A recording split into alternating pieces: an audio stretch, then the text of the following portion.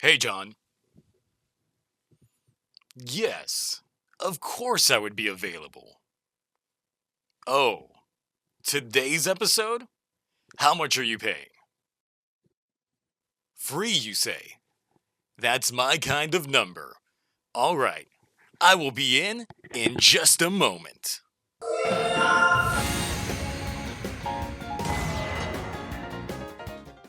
It's the Pair Up Square Up this week with some sprinkle of contract work, an additional nugget of info regarding Ace and Azuma, and the continual passing of the boost. It's pretty much a meme at this point. Moving on to Geats, Episode 5. Let's go. Keiwa is out here making his usual vlogs, meaning I guess we should be used to this by now, when his sister walks in on him like that time you thought your door was locked. It's cool though, she just thinks he's messing up his job interviews again. Though enough about Mr. Job Hunt, let's meet the real working man. That's right, teased before at the end of episode 1, but shown here fully, it appears that Azuma is a construction worker. And he's got a friend named Toru, whose dream is to design a huge landmark that everyone around would remember him for. Azuma, meanwhile, has no dreams. Wait, is this Fies? Though through the course of the conversation, it appears to just be a bad case of deja vu, since Azuma's friend is actually not there. It's Mr. Star of Stars of the Stars out here. This time, he's got some rundown property that he's gonna renovate as his new home. Who's gonna fix up this trash heap? Why, none other than our horned fellow Azuma, of course. Though he's no fan of Ace, he's more so just not a fan of how rich and entitled Ace is compared to his working man status. The animosity towards Ace does not go unnoticed, though aware Azuma's got beef with him, he just has no idea why. No time to explain as... Warning, incoming game. Oh, sorry, that's my new ringtone. Let me see. My god, it's John Toei.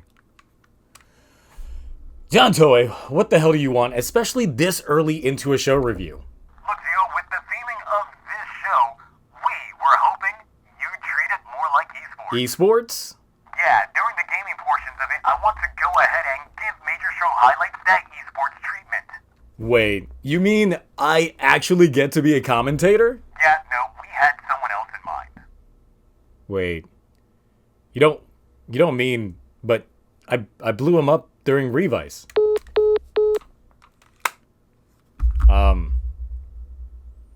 Okay. Well, let's see. This week's round features a game of matching pairs, with the Jamato dressed like they are straight out of Alice in Wonderland. Who the hell are you? This is Galaxy Blade with this week's DGP highlights. We've got a few set of cards, but we've gone to kindergarten with this round. Our contestants have to duel it out in pairs, with first up being Ace getting the TikTok dancer Nago. Azuma is up next, getting Mr. Jobless Keiwa. Lastly, we have Mary, who, without a pairing, will have to forfeit. Oh wait, I'm getting word that they are getting handed out a staff member. Just in time for the holidays, we've got the silent but not yet deadly Punkjack, here to keep things on the level. With the contestant sets, let's go ahead and start the round. First up, we've got Team Step Up with Ace and Neon grabbing their first loot box, holding the claw buckle. Our next team is the Staff Goes Punkjack with Shady Mary, getting their hands on a buckle that looks too on the color block for it not to go to Punkjack. Looks like Mary doesn't want to give up the goods of a melee weapon and hands his teammate the shitty shield instead. I can already hear him think, this little bitch out here, giving me this shit? Hope this maneuver doesn't come to bite you in the ass next week, Mary. Finally, Team Unemployment gets their hands on the Boost Buckle, which makes 3 in a row. And I'm sure Kay was already thinking about how he's gonna lose it this round. With intro weapons set, let's get to our first square up. First up, it's Buffa using Magnum, but being as blunt as he is, he decides to give Jamato the horns. Finally taking it up close and personal, and what's this? The Magnum buckle slides right into the rifle. Is it super effective? Absolutely not, as the Jamato are still standing. Let's quickly check in on Team Step Up to see how they're faring. It looks like it's whack whack slap with Geats unable to deal a finishing blow.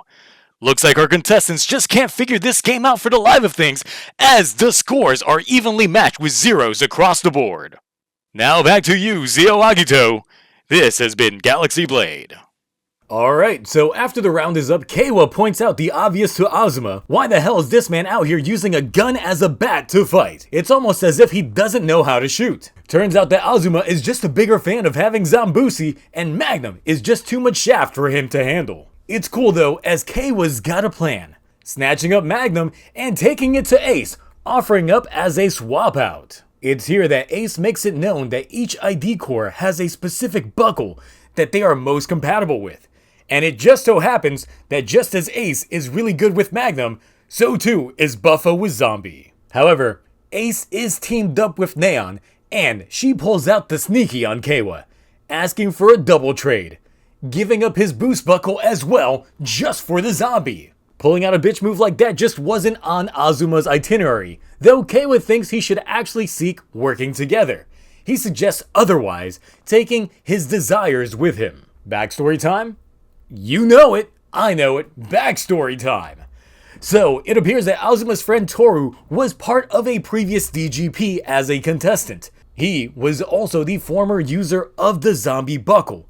But, as a civilian, Azuma witnesses his defeat, not just to the hands of the Jamato, but to an uncaring trio of riders, Geats included. Now it's time to practice some dance move with Neon and Ace, getting their moveset to match up well to the beat of the music to make sure they are totally in sync for their matchups. With the training now over, it's time for the next matchups to go ahead and begin. Again? And of course, we've got our henshins to start things off, with Keiwa popping in a few extra moves so no one says he's totally copying O's. Looks like Tycoon has already taken notice to the Jamato having card numbers revealed every time they are dealt a major blow. I think it's safe to say that he's figured out the game. Cranking out the music, Team Step Up has made its arrival. Geats rocking the Magnum just feels right as it's Bullets Buffet for our Jamato friends. What's this? He's pulling out that boost power right away, giving us a color combination too good just not to like. Geats has plopped some paint to make it easier to pinpoint the matching pairs, with Nago closing in with Weapon X style precision. Somebody order a blender? Because Geats is rocking choreography so fire that Azuma's friend has combusted 3 more times. This fight is so buttery smooth with its symmetry before itself that I think it deserves a score.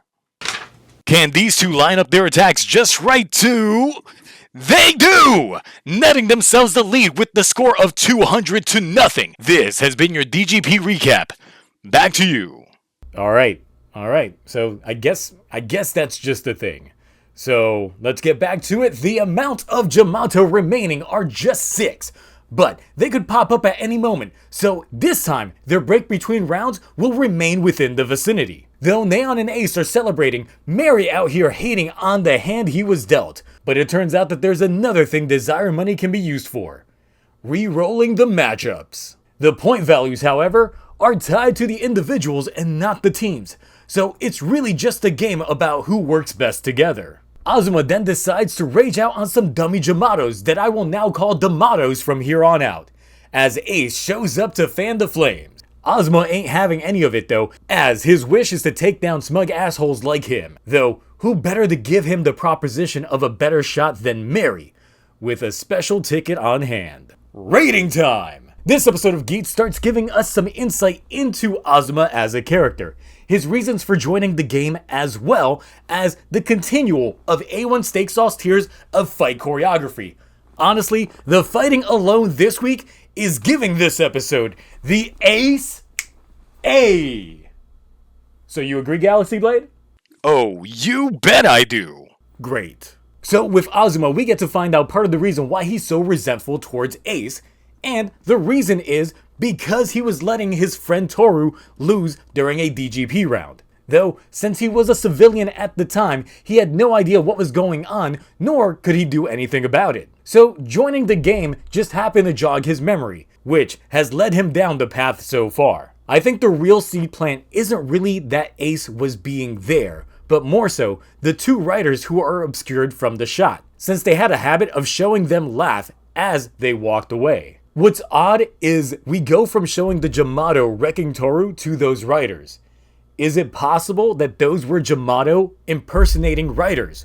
Or the other way around, as, say, a loophole for getting away with beating up a fellow writer? It could also be due to that side note that Azuma is so adamantly against the other writers. As to the timing of these events, it could have been as early as 2 DGPs ago, which also sheds more light on Ace being the champ for a couple of games already. So I'm still curious to see where they go with this narrative of past games affecting current games and current ones affecting future, since it's gonna happen sooner or later. In this episode, we also get the appearance of a brand new writer with Punkjack.